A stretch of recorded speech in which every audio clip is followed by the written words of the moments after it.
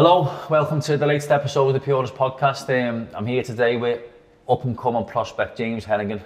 Really good middleweight, good amateur career. Made all the right start to his pro career, so hope you enjoy.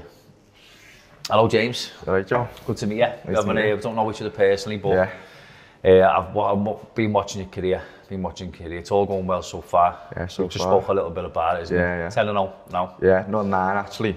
Oh. 9 no it is, but 10 on April. Sorry, I 10 thought you were April. 10-0. No, you're 9-0. Yeah, go 10 on April, but 10th in April. yeah, so good start to my career so far. Boss, man. I mean, tough division.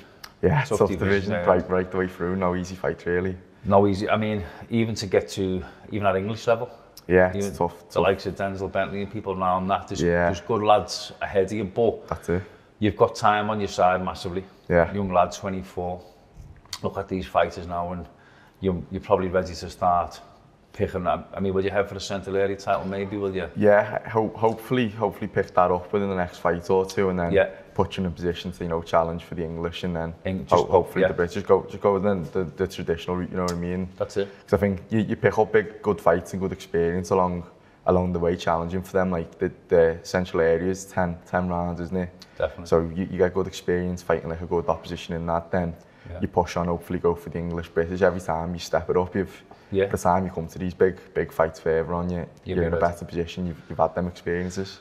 Good wise head on your your young shoulders. You've done 8 rounds before, haven't you? Yeah. Last time. 8 rounds. How did you find that? That was good. It was a good experience. It's same day weigh-in as well. So like you have to get used to the feeling a little bit more drained than you would feel on the day before. And he was a good opponent himself. He 4-1. Yeah. So he weren't a bad opponent. Come to win, and it felt good. I think that the more rounds suit me because I can implement my boxing a bit more and take my time a bit more in there. Because yourself, the 4 rounders, they're a bit like a sprint, aren't they? And especially you lose a round or two, maybe it's hard to come back from. So. Well, you get put down. Yeah, that's it. You straight away draw, isn't it? You've got to be switched on, haven't you? Yeah, even in short fights. Yeah, so I mean, obviously, even but Central Area title, it's a even them. It's a good. You can't even look past them. No. They're like a world title for. That's it's it. It's the same feel. It's the same. You've got to make the weight. You've got to do everything. Regardless, a world title fight, 2 rounds longer. Yeah. So maybe a couple of fights that way. What starting out was you grew up. I grew up. You grew up over the water, but you born. Was you born in Liverpool? No.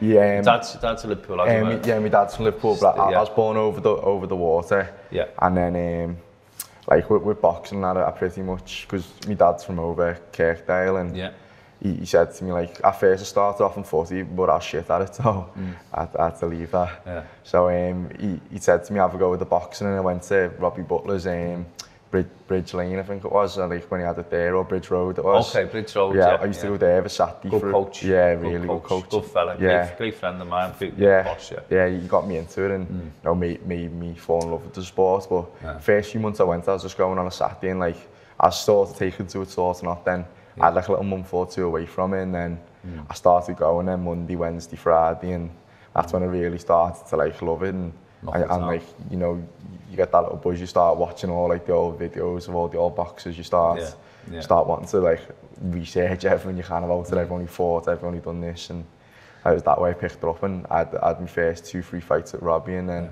How did you get on with them? I lost my first 2, and then.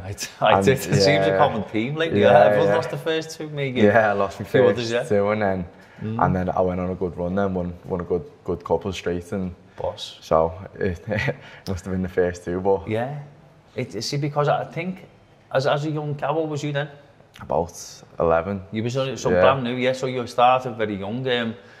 I think losing your first 2 as a kid at that age, you've got to have tenacity anyway. Yeah, and you've got to, because a lot of kids will go, it's not for me that. I mean, I spoke to Tony Jeffries the other week, and he actually didn't want to carry on boxing after his first fight. And his dad said, no, come on, you're going to go to the gym. Yeah. And look how that's played out for him. Yeah. And then when you start getting them wins, there's no feeling like it. No. There's no feeling like it. I mean, my son won his first fight dead well, and it was mad because it was dead emotional for me. I had his first fight in the first ring, in the same gym, in the Rotunda. Yeah. I had my first fight. about 31 years earlier. Yeah. And I got out the ring crying. Yeah. You know, I was heavy because I was thick set as a kid, and then he got out the ring absolutely over the moon, elated. And I was like, I got a bit teary, and he was like, Dad, I can't down. But no, you don't understand what that's like for me, because like, you fast forward all that time, and I got out crying, you got out over the moon. Do you know what I mean? And it was great for me. But no, brilliant, mate. So you're obviously from there, you progressed. You went to Tower Hill. Yeah, I went to Tower Hill. Yeah. I'd probably like the majority of my amateur fights at Tower Hill under Paul Bennett, Joe Flynn, you know. Two really good coaches there. Yeah, really good. And I think I learned a lot about my style and stuff and the way I boxed then. Thanks to Paul and Joe, like they realised that I probably do fight better, like the way I do with loose hands and using my feet a lot more than say other people. And I got good sparring, like Sir Count Thompson, who's pro now with Frank, and I'd done a lot of sparring for him as a kid. And when I first went to Tower Hill, Callum was flying, and I remember I used to spar him, he used to batter me for months and months and months. What's the age difference you were in? We were same age. He was same age, but he was more experienced. Yeah, but he was one of them kids. He was like a man when we were like 12. So it's like you get in the ring and you feel like you're sparring a man, and then that monster. Yeah. But I learned a lot, you know, from them few months of having them tough spars, and it brought me on then. And then it does. Yeah, when you're having tough spars, you got to learn, haven't you? Yeah. And then did you find that you got to his level? Yeah, I feel like he brought me up.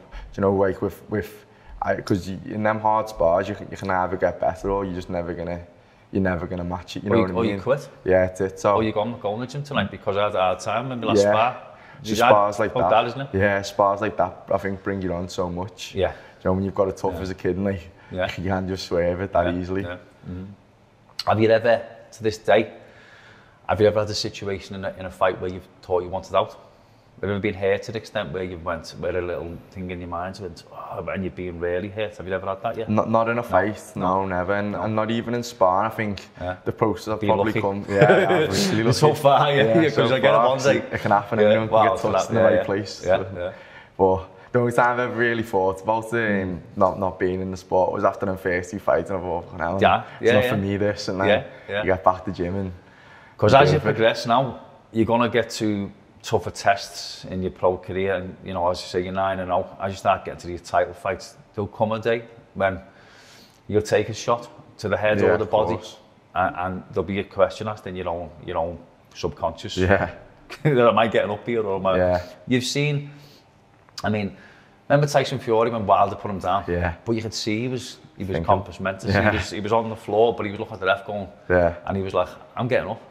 And I don't think that's something you can teach a fighter. No. And you might have had that. Have you had that test in a spar where you've been really hurt with a body shot, maybe? Not too much. I've had time where you've been hitting a hurt, you know. You've been hurt, but you've never, not really bad to go down, take a knee. No, not where I've ever fought like I went out or nothing. Brilliant. What about, have you ever been dropped? No, never. That's brilliant, especially I think it's these big legs. They keep me standing. They do. I mean, you know, I was dropped a few times in my career, but I never ever felt like I was gone. Yeah. Your legs they absorb shock. Yeah. Do you know when they goes down to you get buzzed to your feet. But obviously you've got strong legs and that's brilliant. So it's good base to go from, isn't it? But definitely. You will, I assume, I think every fighter, especially where you're the trajectory you're on, they will get a question in a fight where they go, wow, that really hurts. Sometimes you might get a body shot which you can't get up from. Yeah. Or a head shot which you can't think, am I getting up here? You're just out. Yeah. Do you know what I mean? Which thankfully I never had that, but a head shot. But I think it happens to fighters, doesn't it? The game winning, isn't it? Yeah, you can't fight and not get it. So at some point you're gonna get hurt, and you're gonna have to ask questions. That's the beauty of the sport. Yeah, it is. But you're more of a. Would you consider yourself a counter puncher? I'd say so. Yeah. I think even as a kid, like, I feel like I always reacted better to people when they threw at me than I did when I had to go with them. So even if it's just like touch a few shots to draw a counter, then to throw what I want to throw properly, I feel like it always suited me better like that. Yeah, but that's the art of boxing, isn't it? Yeah. Isn't it? Hit and not get hit. So if you can draw a shot out of someone and make them pay, you know, if you can do that all night, you win the fight. That's it. Do you know what I mean? It's like, it's no right or wrong way to do it. If you can you can be elusive. And you know, you don't have to have your hands up all the time. No. You don't have to be there standing. It's perfect for some people. Works great for Liam Smith. He just walks forward like that. He's impenetrable almost. Yeah.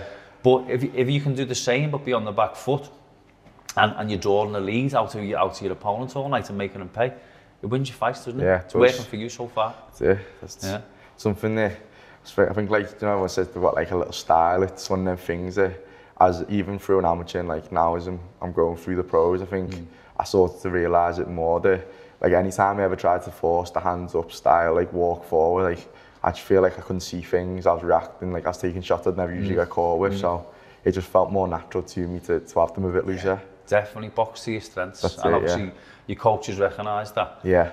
And you know, you work with what you're gifted at. Yeah. You're naturally gifted. Make that better rather than trying to change to copy someone else's style or something that doesn't suit you, but definitely the right way to go. Yeah. So you boxed internationally?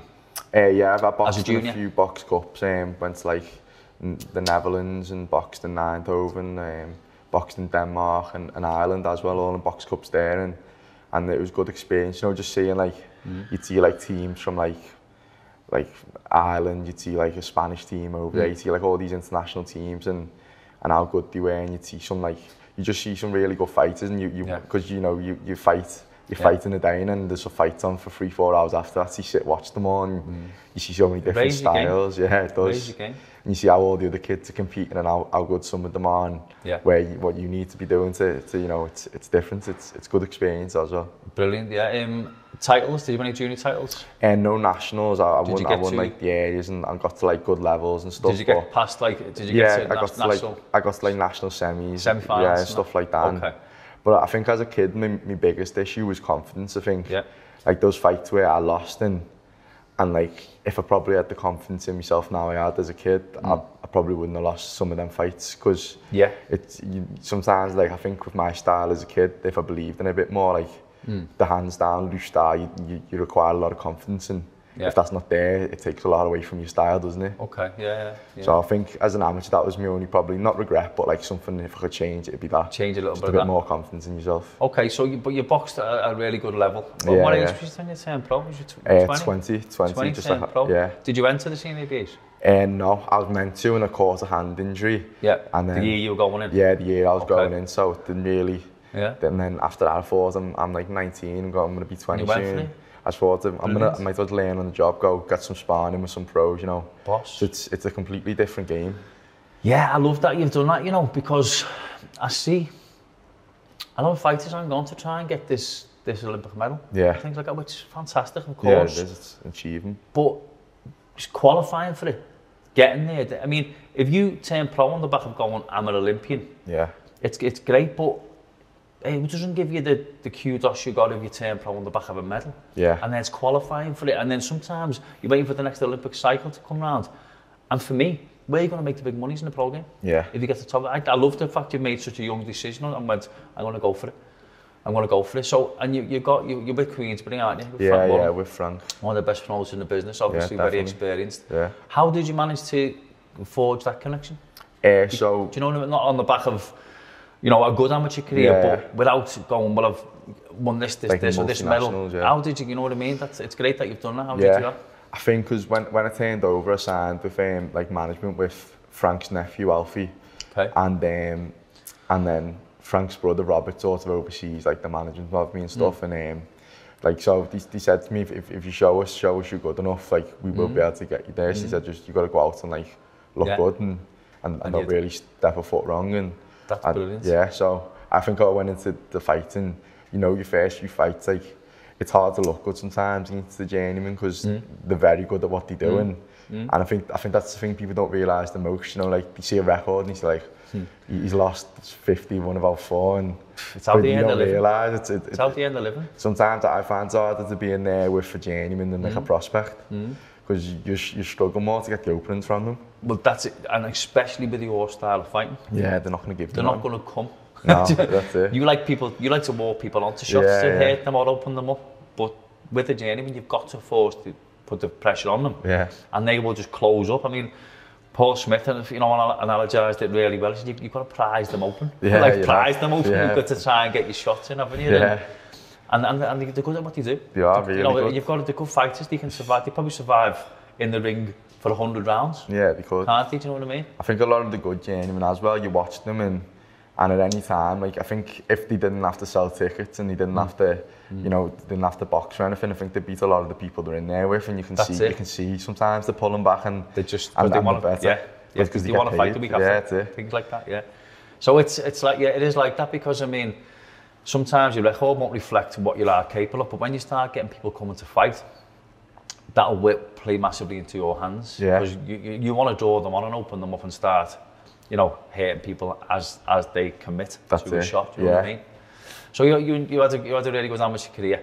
Who did you look up to, and what was your inspiration to get into the sport? Obviously, your dad took you along to Robbie Butler years ago, but who's been your maybe inspiration, whether it be in the pro game or the amateur game? What kind of fighters did you like to look up to and watch? I think when I was an amateur, I watched a lot of Rigondo and like, you know, like the Cuban style and stuff. Yeah. So it just the way they done it, and to do it at that level of like being in front of your hands down, you wouldn't be able to see what they were doing, but they did, and it interested me, and I like watching a lot of that. But I think that when I first got into boxing, like my first big hero was Naz. You know, just watching him, like some of the stuff he'd do, the power he'd get from angles, like frightening. Yeah, scary. I thought you might be too young for that. Because I used to look up to Naz. I used to watch Naz. Yeah, I used to watch the highlights of him on YouTube and like the stuff he'd do. Yeah. Wow. Like it's crazy, and like he'd come up, punch you with all these shots that you shouldn't get power from, and he'd have it.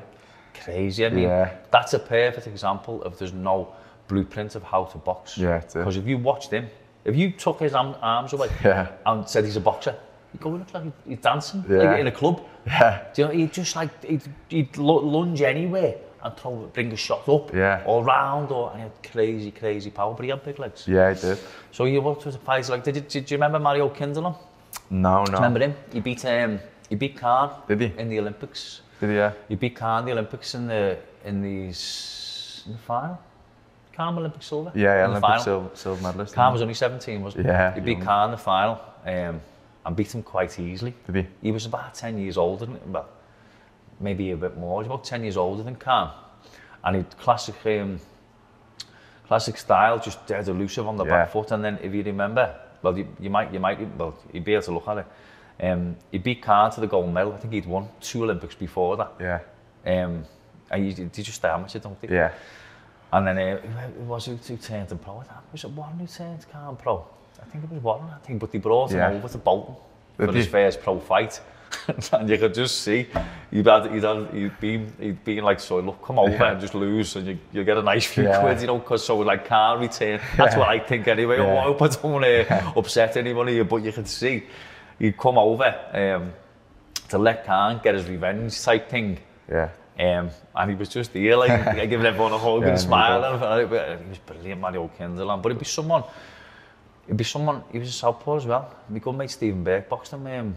I think it was in a World Championships as well. He beat Stephen Burke. Was very good. Yeah. He was like 3-time AB champion, really, and he beat Stephen quite well. He was brilliant. But someone you could have a little look. Yeah, because obviously you love a style, like you love. Even if you watch that fight with him against Khan, you know what I mean? Yeah, it's the way he boxed. Yeah, he was brilliant. So that was David Inspirations, and who you looked up to. What's next on the agenda? I mean, you're going to, you said central area title. Yeah, I think we're gonna look to have a little look at that if we can get hold of it. See. Yeah. But if not, who's got it at the minute? I think it's vacant, so it should hopefully be easy to go for. Flanking. Yeah. You know, we can obviously open doors for you, that's it. So hopefully that, and if that's not possible for the next one, then I think we'll still be doing it 8 or 10 rounds anyway. So just keep getting. You're just ready to get to them 10 rounds, aren't you? You're ready now, aren't you, for 10 rounds, I assume? Yeah. So. You know, when you just want to, like, when you get there, you just want to get there. No, but it's boss to see it for the young lads. And we touched on it a little bit before, and I know, I mean, your lifestyle to date, to suit, because it's a lot of what I want to show young fighters. This is what I've spoke to, the people I've spoke to previously have been people who've boxing careers have been over, and they've thought, you know what, maybe I could have tweaked this in me. But your lifestyle, we had a little chat before. You're full-time pro boxing, aren't you? Yeah. You've got a couple of good sponsors who backed you from the start, who are behind you, and you live the life, don't you, as a pro sportsman, and it's paying off for you at this stage, isn't it, as a 9-0 pro. you will literally, I mean, as your mates will go out and want to, you know, have a drink and be this and that, but you'll be you focused, one track mind, like all the time. That's it. I think in the sport as well, it's hard. You know, you don't want to come to it and think if I didn't go out and I didn't enjoy it a bit too much, that like I would have won these fights. Or I think that's because as an amateur, I don't think where I thought if I would have done that, like if I would have believed in myself a little bit more, I've had it where I've thought if I could have changed that, I would have. So now, as a pro, I just want to make sure everything you can do it properly. You know what I mean? And give yourself the best chance. You know yourself when you go into fights and you feel like you've done everything right. Yeah. It's like you get a different level of confidence about yourself, don't you? And you think, well, I couldn't have done nothing better than this. So if I lose it, it's because someone was better on me on the night. Yeah. So you're meticulous in your approach. Yeah. It's great to see because there's still a lot of fighters who think you can't box part time. No. If you wanna get the end goal out of the game, is to get to world title level or in and around that mix. But I think you even need to maybe win a world title to come out of it with, like, you know, life secure and money. Yeah. It's such a hard game to come out of. You know, you've got to get to them levels, haven't you? To do that, to give yourself the best chance, you've got to have all the boxes ticked and in the right place to get there. I mean, as advice, you've listened to people who will go, you know, you can't do this, you can't do that. It's good to see that you're living the life. And I mean, even when you get into your mid-30s, when your career's sort of towards an end or whatever like that, if you want to go and do them things, maybe you can. Yeah.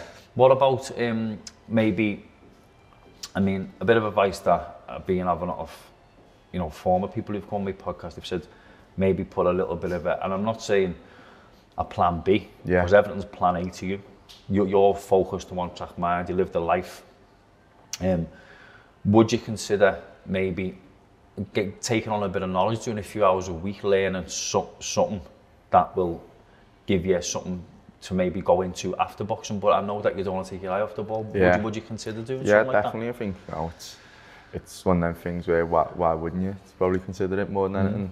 Something that every boxer should consider, because it can be a short career, and you know, you could be the best fighter in the world or one of them. You could have an injury that keeps you out the sport before you've got there. So it's, you know, anything can happen, and especially in boxing, you see some people like they're on the way to become, you know, make millions, become world champions, and you could fail a medical and never box again. So it can be out your hands. So I suppose it's best to try and have something else just in case. Brilliant, because not only is there no guarantee, it's a slim chance. Yeah. Very few fighters. The reality is maybe 1% come out with that. You know, but the end goal, it's a business, isn't it? Yeah.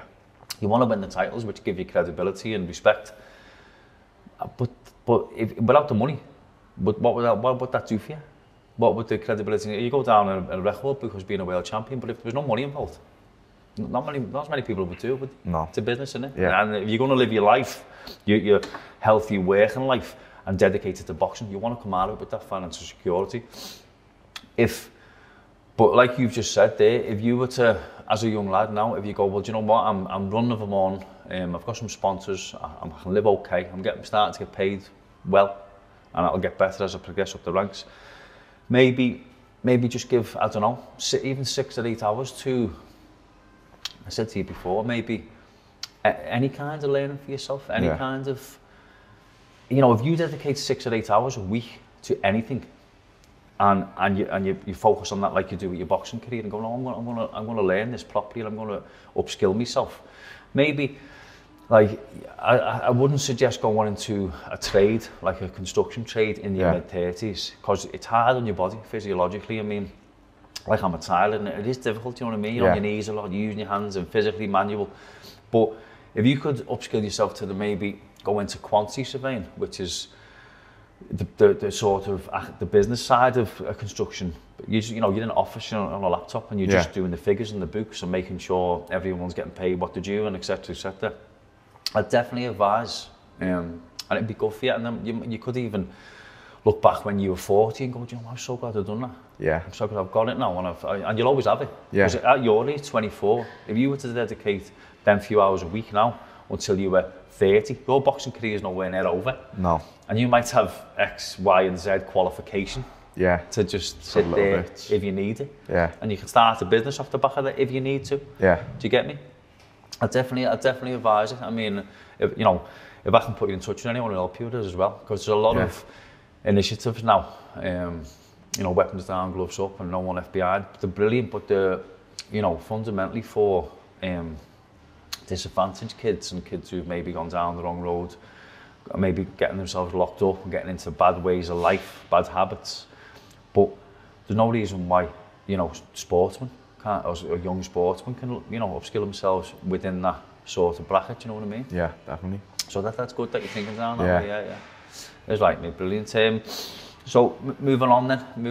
Who you got in your sights? Who are you heading up to? Who are you? What fighters do you love as a pro? As a pro, yeah. I think I've loved Lomachenko from when he was an amateur. So watching him now, I like Josh Kelly a lot. I watched a lot of Josh Kelly even when he was in the amateurs. When I was an amateur, and like him watching him in the ABAs when they ran in Liverpool and stuff. I thought the style then was boss, and the way he reacts to shots, I like that. Yeah, his last fight was brilliant, wasn't it? Yeah, he was incredible. I think he's one of them fighters where when he has his night, he's unbelievable. He's hard to beat, very hard to beat. Yeah, he's good to aspire to. I like Canelo. I just like that Mexican style, walk forwards, flip shot. Good mixture. Yeah, I like watching a bit of everyone. I think you can learn a bit off watching everyone. You know what I mean? If you just take one thing away from you get something from that. Because a lot of youngsters now. And you'll know this, but they'll sit there watching absolute nonsense on TikTok and YouTube and things like that. And, if you can replace that with watching, will you literally sit and watch? Yeah, I do you watch any of the old fighters? Yeah, I like watching Willie Pep. I've watched Willie Pep. He's a very old fighter. Yeah, Pernell Whitaker. Yeah. Them ones I like a lot of that. Yeah, brilliant. Pernell Whitaker as well. I like watching a lot of his highlights when I first got into it. Everything I used to watch it, be all just them slipping all these mad shots and combinations. So you proper boxing anorak then, aren't you? Yeah. It was brilliant. What about your day-to-day routine? What are you? I mean, now, you can live the life. You can obviously you're getting sponsored and you're being looked after by certain people. What would be maybe your daily routine, but into your weekly routine? How was your week play out? So we'll come in on a Monday and it'll probably be a big tech bag session, pads, a lot of pads then. Yeah. And we'll be doing that for a good hour and a half. Then I'll go into some strength conditioning. In the same session? About half an hour later, I'll have a little break and then do that with Jake who's with us as well, and then I'll go home, have a little rest, maybe do a run later that night. Is it so? It's almost like 3 training sessions? Yeah. So I think that's usually pretty much what it is, and then a strength conditioning will only do of a Monday, Thursday, but he'll give me bits of cardio to do each day on the machines just before or after training, just to keep your engine going really more. Little blasts. Yeah, and then obviously we get to sparring twice a week, once a week, depending on whether it's available what have you got coming up and stuff. Have you got much sparring here? Not in here, no, because I'm the only pro in here, boxer anyway. So I'm the only pro boxer in here, who's with us full time. And then so we go out and get most of the sparring there. So we go everywhere though to get sparring really, all over Liverpool and then anywhere else we can get it. So the coach will take you just wherever you've got? Yeah, wherever. And you said before you've done a few spars with Callum Smith? Yeah, I've done spars with Callum. I've done some with him for his fight in Saudi against. Yeah, because he was a lefty, wasn't he? Yeah, done Borderly. That was it. Done some sparring with him then. Done about 6 rounds then done some about a year or 2 ago as well. It was a good experience, you've been in there. He's the top level. He's the elite. He's absolutely a fantastic fighter. Yeah. You watch him even when he's in front of you. He makes no mistakes. He's there and then he's not there. And it's just when he's at that level, that world level, it's the little things the little things they'll do that is what makes them world level, isn't it? Yeah. And you know what? I always say this to my son. My son's just starting out in his boxing career, but I always seen Callum run. I always come across him run, and he was always seen to be 100% on it all the time. He's one of them people who's never ever took his eye off the ball. No, he seems that way. And you can see that in the results that plays out for him, isn't it? So it's someone that you definitely, obviously do aspire to. I think every fighter to. Yeah, definitely. I think probably all the Smiths have come from Liverpool. That every one of them's been at that top level, and it's brilliant. Yeah, so I think every fighter in City probably looks up to them, don't they? A bit? Yeah, they're all boss lads. Yeah, it's great to see what they've done, and I think I think he'll fight Beterbiev. How do you see that fight going? I think Beterbiev obviously is the elite of the elite, but I think Callum's power, you've got to give him a chance with anyone in the world, and Beterbiev's been proven he can be hurt and go down. Callum Johnson put him down. He got put down by like not a world level fighter, I can't remember the name, but he's been put down like 2-3 times now. So if he can go over, you'd fancy Callum to be able to put him over as well. So yeah. And he's getting old now, isn't he? Beterbiev, what is he? He's 38. Yeah, 38. So 38. And he's been in a lot of tough fights. It's not like he's not the most elusive. He is in front of you a lot of the time. He's there to beat. He just grinds you down. I just think the timing. Yeah, you get him right time. And even, Callum's giant compared to him, Yeah. 5'11", Beterbiev, and I know it's not the size of the fighter, but I see if the two of them come out and meet head on. I think Callum comes out on top, definitely. Do you get me? Yeah. I think because with how tight Callum is and how tough he is anyway, I think them in a shootout. I think Callum comes out on top. It's exciting. Callum. Yeah, it's an exciting fight. He's got this fight with Pavel Stepien coming up in a few weeks. Yeah. In a few weeks, which is obviously, I think that's deemed as a tune-up, isn't it? Yeah. To get him ready for Beterbiev. Yeah. That's going to be that's going to be your target to go for, isn't it? Yeah, definitely. I think every fighter's target. Them type of fights. Hard enough sport, isn't it? You want to be having the best fights. With all the training you're putting in, you want the best, biggest fights you can get out of it. Yeah. Who would you say is like in your amateur career? Who would you say is who did you come across in your amateur career who was like probably the best you mixed it with?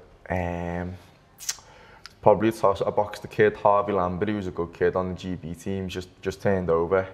Has he just turned now? Just turned over now at welterweight. So he hasn't put much weight on since the boxing. Yeah, it happens that, doesn't it? Yeah. People just stay light. He was really good, tall southpaw kid. I lost on a split to him, and it was a close fight, but it was a good level fight where when you're in there, like you can't switch off. Where sometimes you can make a mistake and not get caught for. If you make a mistake, I was gonna get caught. So it was a good fight. It was probably the highest level skilled fight I've been in there with. Was he obviously international and one of the titles and things like that? He was on the GB team until recent, he was a good level fighter. Harvey Lambert, yeah. Where was he from? Hull, St Paul's, Luke Campbell's gym. Oh yeah, he's someone good for you to watch, isn't he? Because your style would be pretty similar to his, wouldn't it? Yeah. He's very good, Luke Campbell. Very good, yeah. For gold medalist and things like that. Technically brilliant. Yeah.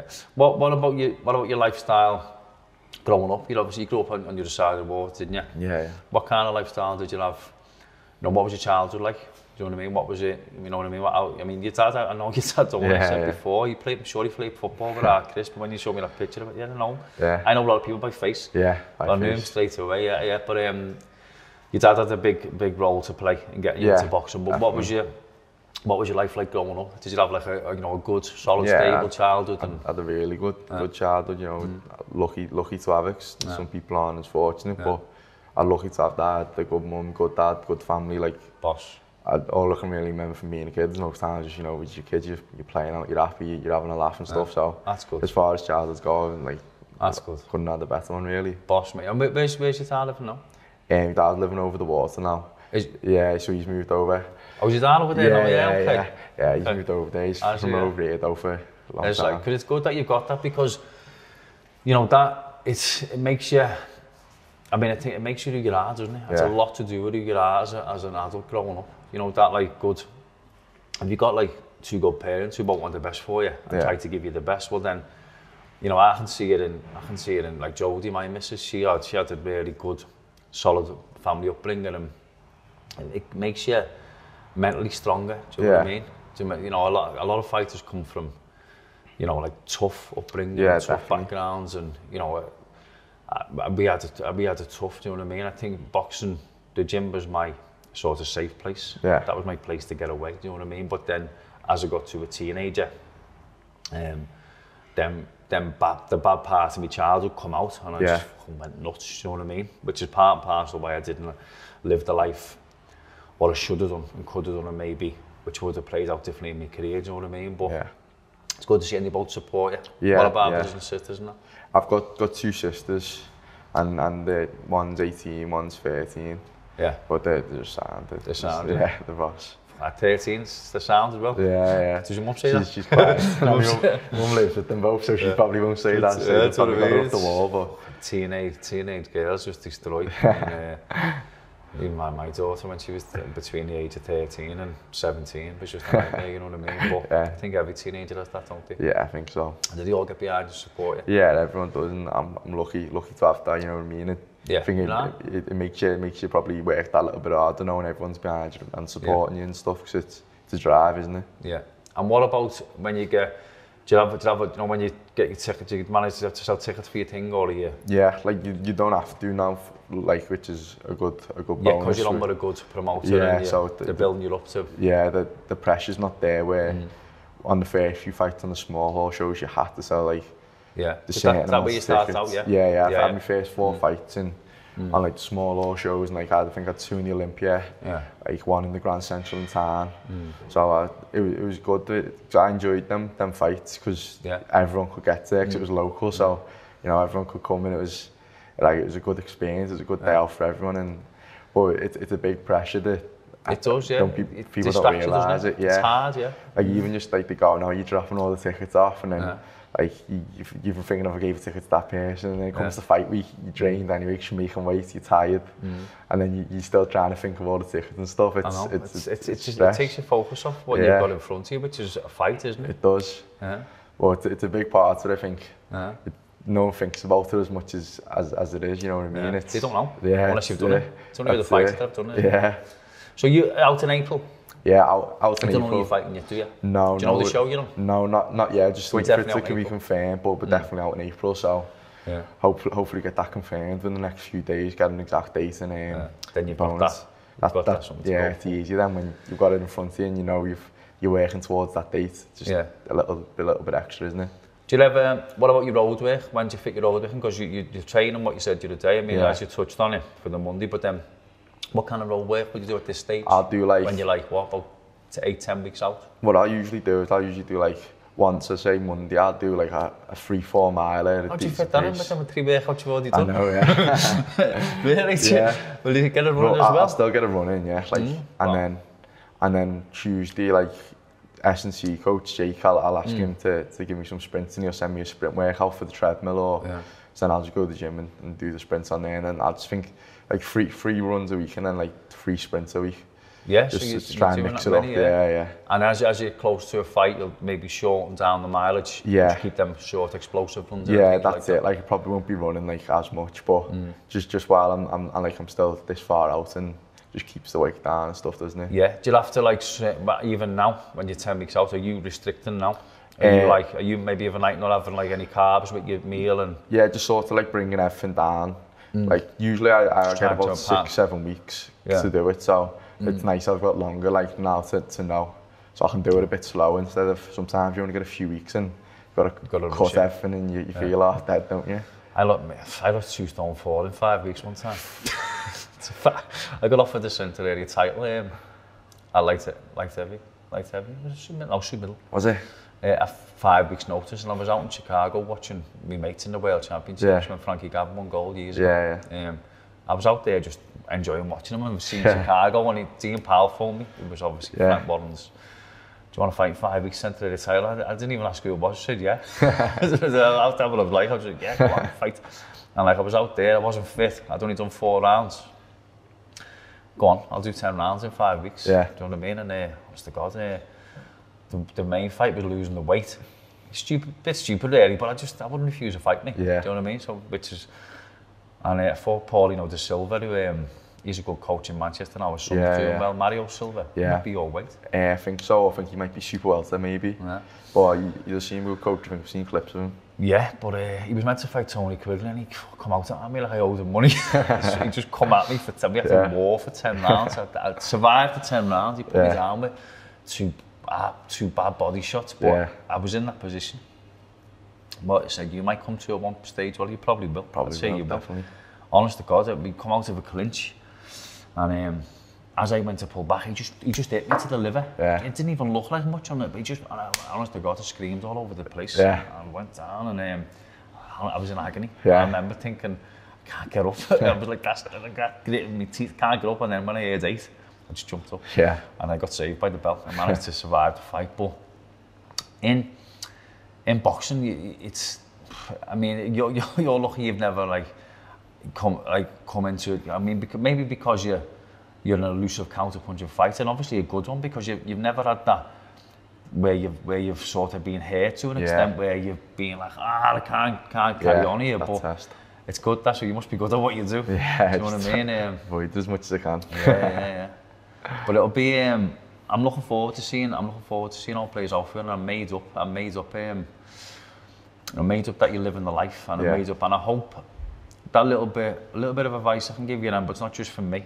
Yeah. It's from, experienced, very, very, excellent boxers as well. Same as yourself. You're an excellent boxer. You wouldn't be 9-0 as a pro, and you wouldn't have done what you've done as an amateur. But